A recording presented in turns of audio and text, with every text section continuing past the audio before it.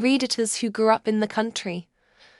What's the most redneck thing you've ever seen? Grew up in the suburbs, but live in the country now. Most redneck I've seen was the day my husband attached the canoe to the tractor using some hay string, then pulled the kids and all their cousins around the property. Second most redneck thing was when my husband repurposed an old hay elevator into a roller coaster by popping the kids into a plastic tub and sliding them down it.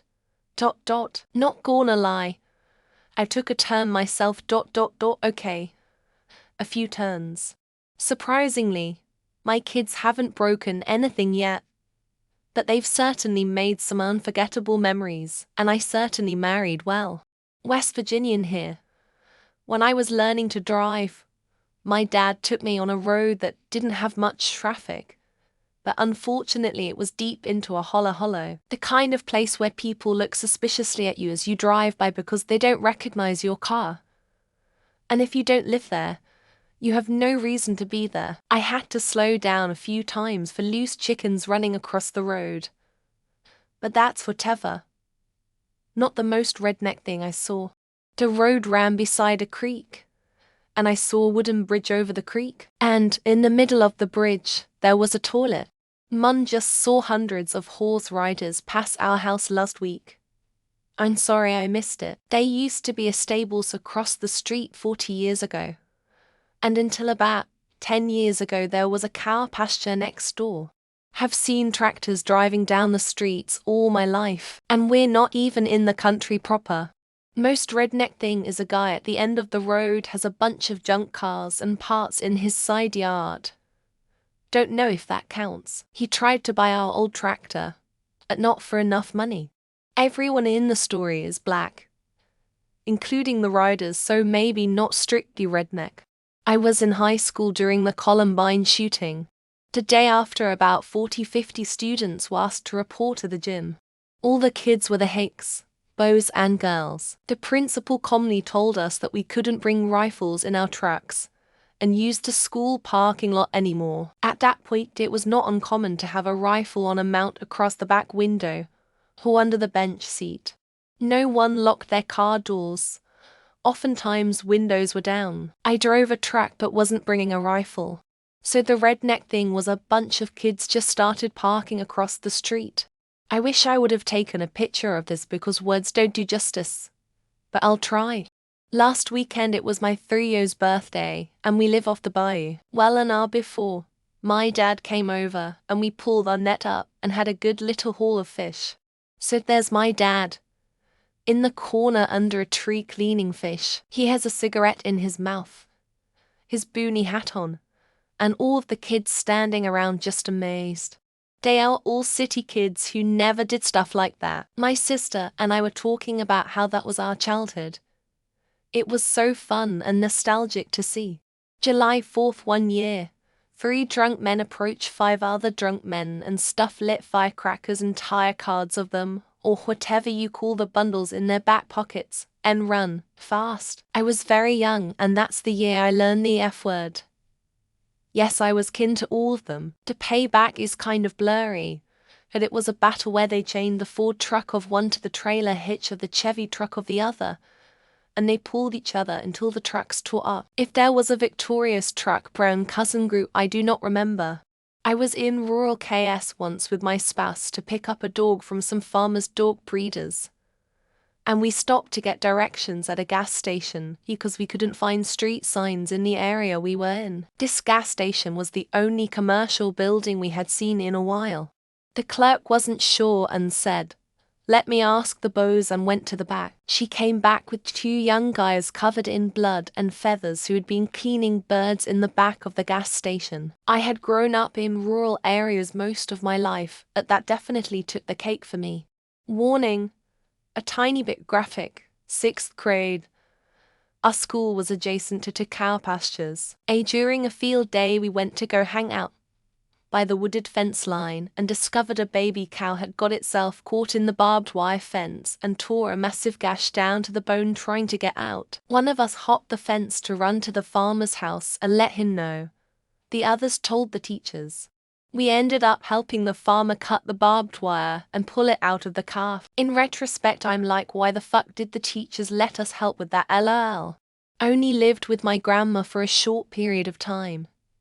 But she lives in a small mountain town in Panama where about a third of the people are my kin. I have an uncle who would buy cars for as little as $200.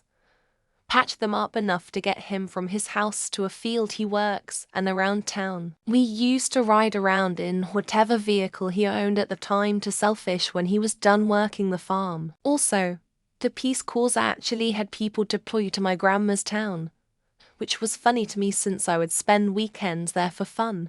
For a while, our hospital's backup generator was an old truck engine at a farmer donated when it was new to be the backup generator since our county was too poor to afford one. I haven't checked, but I'm sure it's been updated to an actual generator now. But it was pretty insane to see after moving to that small rural farm town from a large coastal city. Dad was the only doctor in town, so I ended up seeing and knowing a lot about the two buildings he worked in, the clinic for blocks away, and the hospital, which was also the nursing home. I found cow ad in the local shopper paper. No corresponding missing card. A van hitting a loose horse, 55 miles per hour. Nearly killed the driver. A guy protesting a fine from the county by painting pigs having sex on the roof of his machine shed.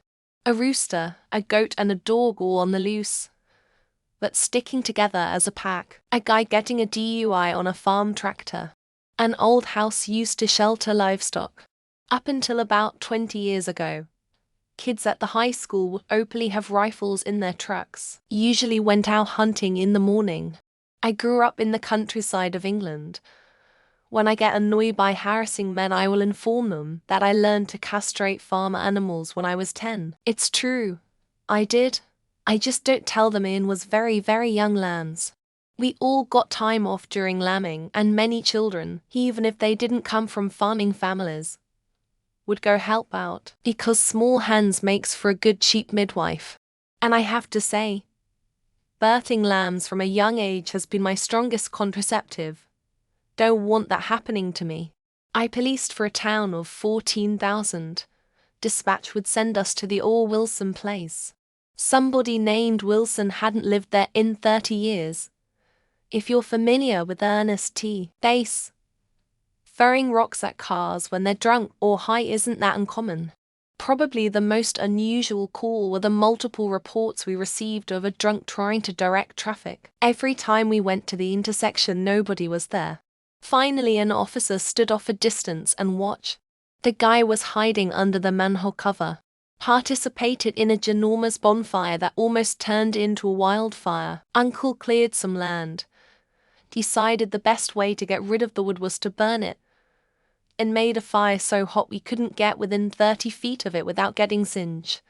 Then it started spreading. He was able to put it out by using the bulldozer to create a fire break around it, which we admittedly should have done before dousing a building-sized pile of wood with diesel and setting it on fire. At least it didn't get the beer.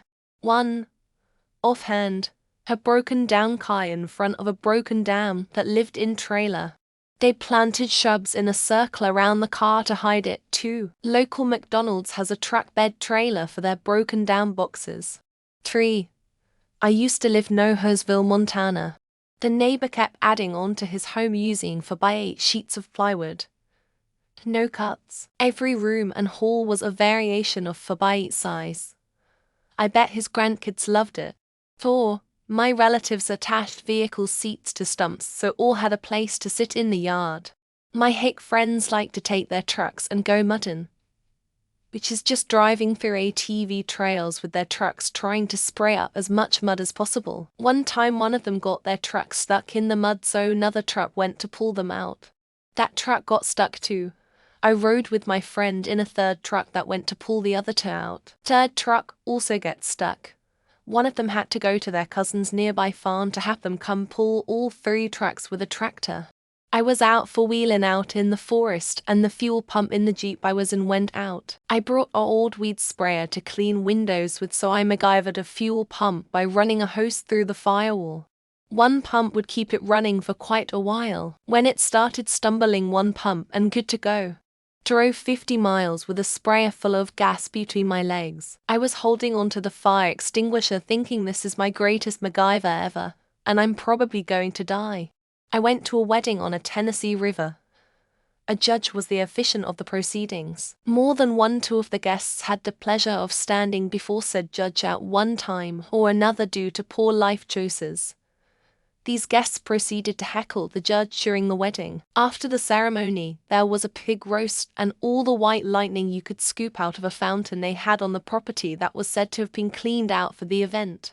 This one time my buddies and I were having a pit roast, did it with rocks, filled it with wood, dumped a shitload of gas and diesel onto it, then topped it off with more rocks, the logic being that the fire would heat the rocks up as it burned down to coals. When we lit it, the pit essentially became a massive cannon firing rocks the size of basketballs 50 feet in the air to come raining down on us as we ran for our lives. Instead of snowball fights, we'd have cow pie fights with dried cow pats. Not too gross, but they hurt, lol. Once parents caught us and threatened us that if they say it again, they'd arrange for us to have a fight inside the barn with some not-so-dried cowpies. That stopped us real quick. 3 of our friends didn't get the message and got caught again 2 weeks later. Got taken into the barn as promised. Came out stained from head to toe.